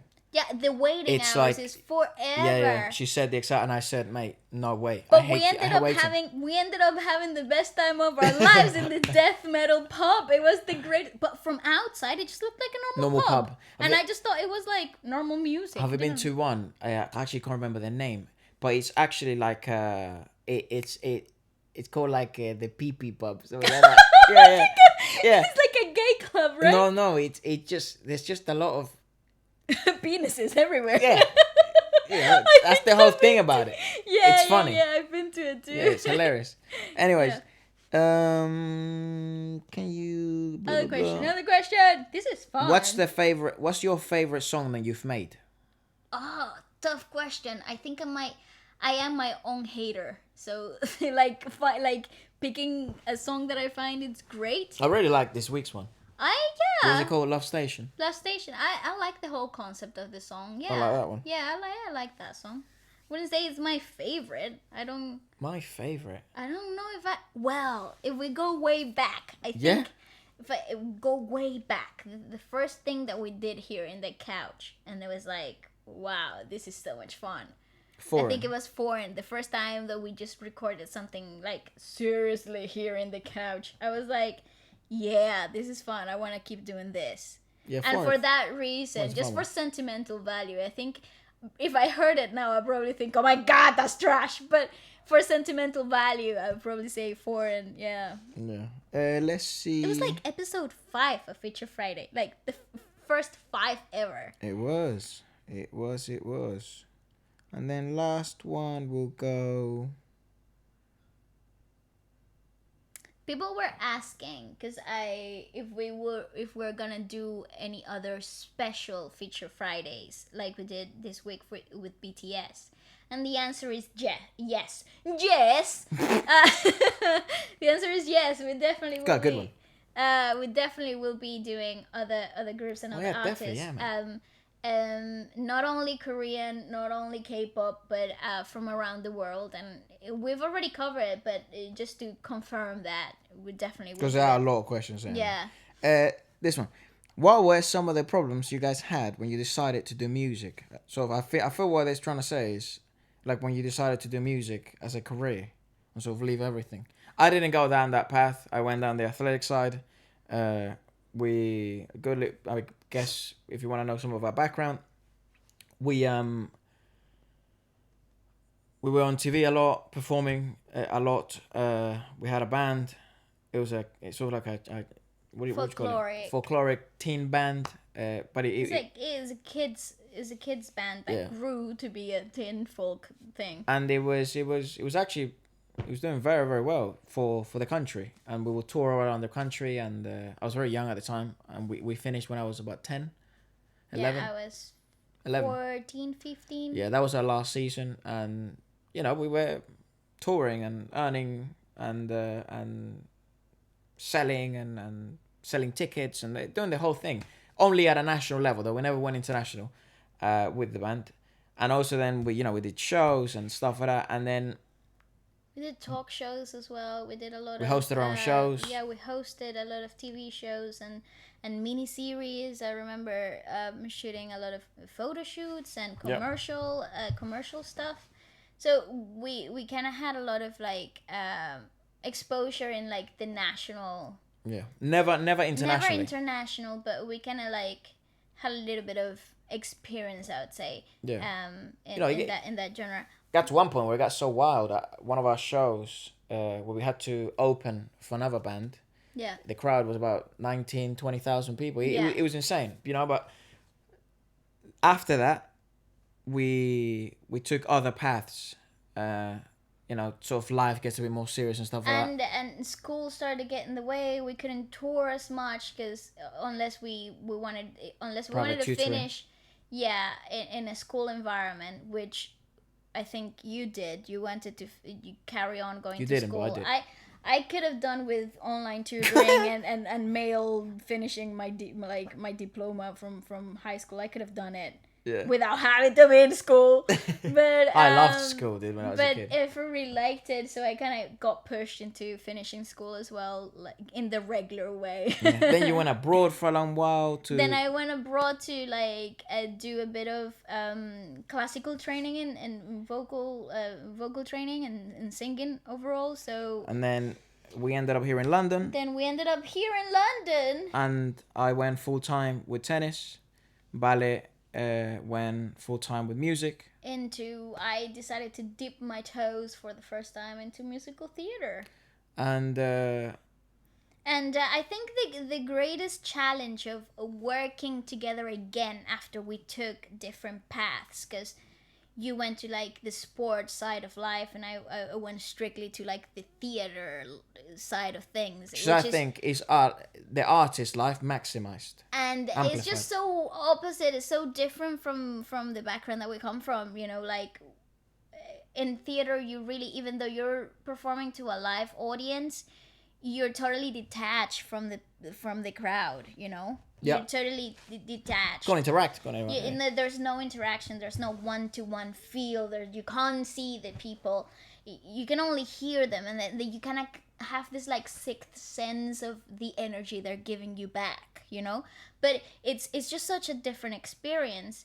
And from performing live, having people in front of you jumping and shouting and stuff.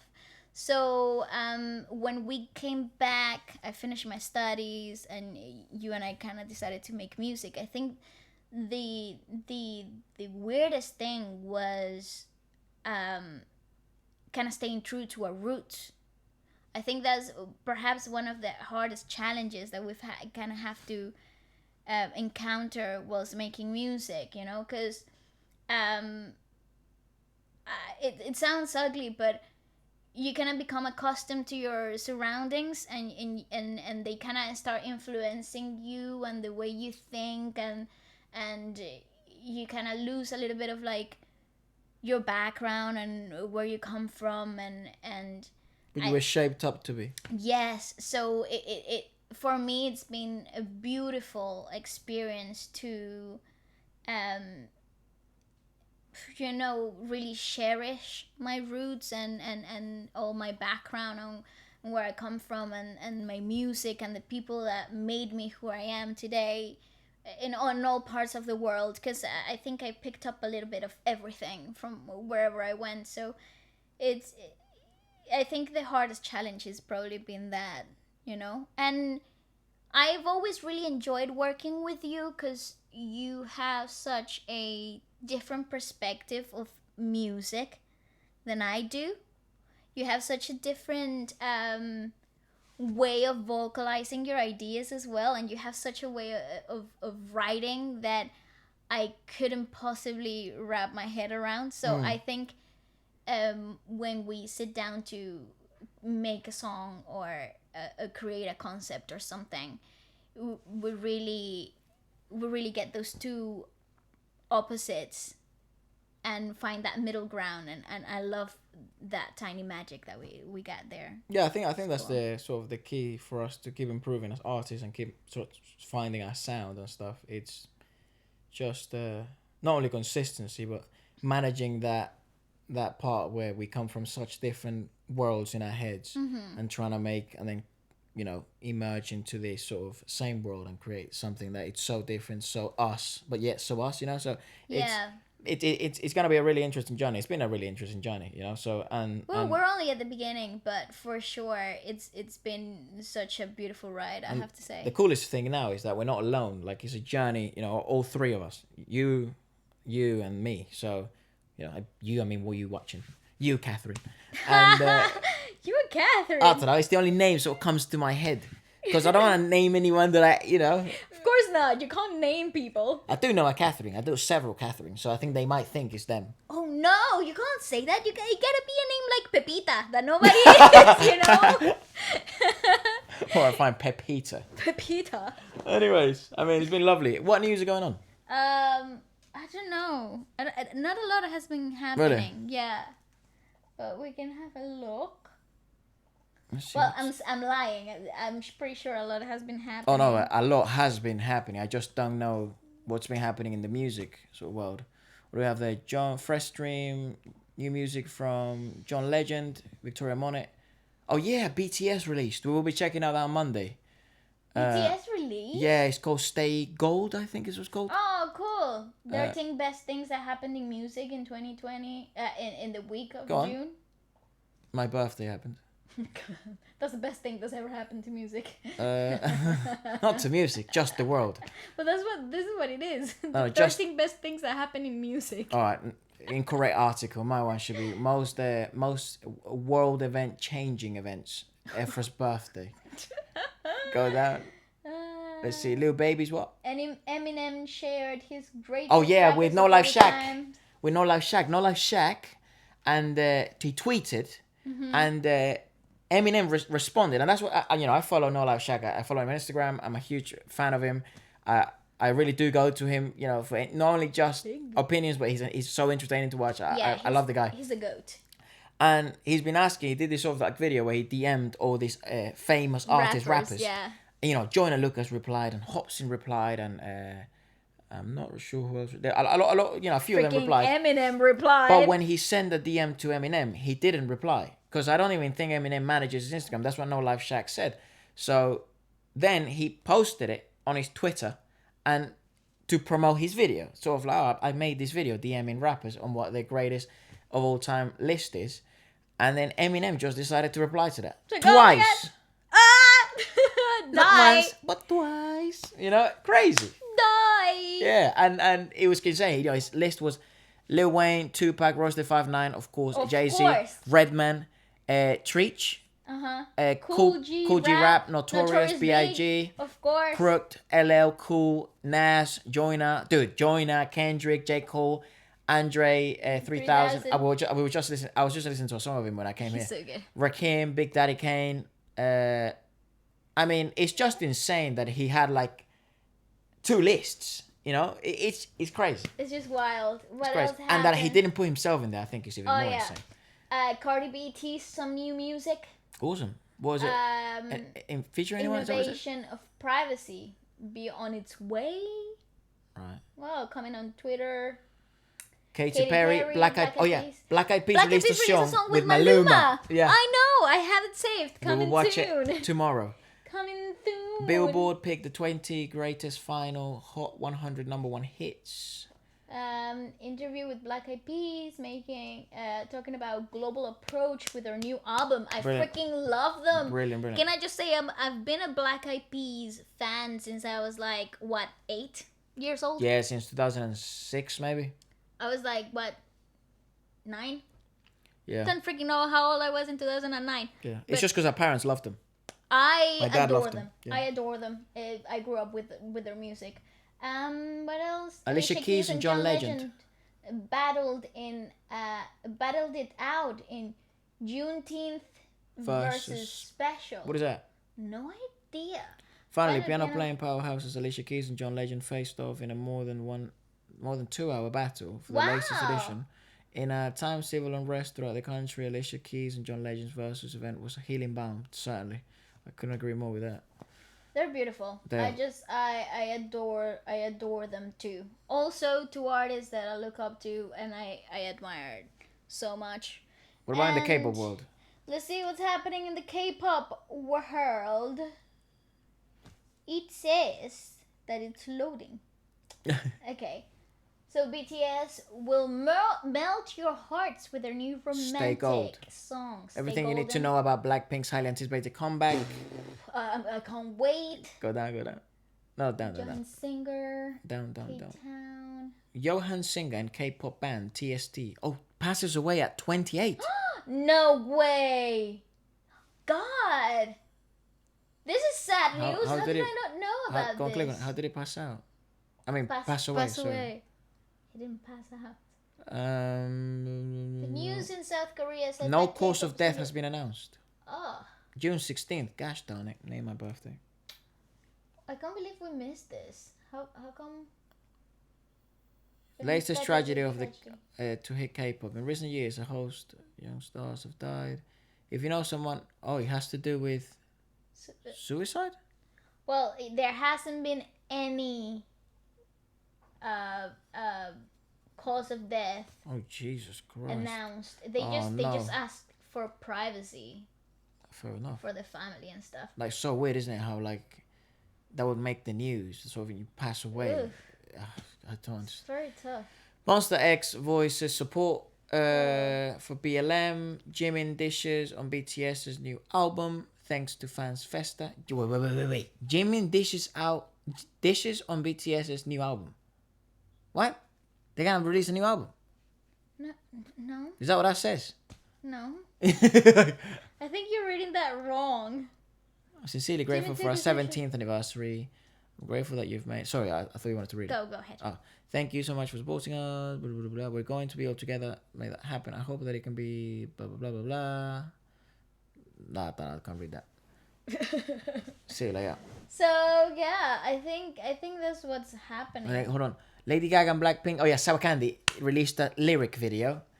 It is a Willy Wonka color-worthy type I thing. think they're gonna release that video, dude. I think they got a music video's coming. I hope they do, because it's Lady Gaga, and I love her. I think that's coming, dude. And how could you not? With a powerhouse like Blackpink. Yeah. That is an unbreakable selling point. It would be so ridiculous not to even think about making a video with them. Talking about Blackpink and Samsungs. Samsung is rolling out BTS themed phones and earbuds. Cool. That's pretty cool. That's they huge. also have iPhones for their personal use. Just stating that. Oh, that's so funny, dude. Yeah, well, that's that. That's pretty cool, man. That's it for today, I think. Yeah, that's awesome. Thank you for staying with us. It's been such a pleasure to talk and answer some of your questions, review some of the albums that you have asked for so long. And if you have any more incredible albums that we should totally check out, leave them in the comments section below. Don't forget to like the video, subscribe, and yeah. Peace. Bye-bye.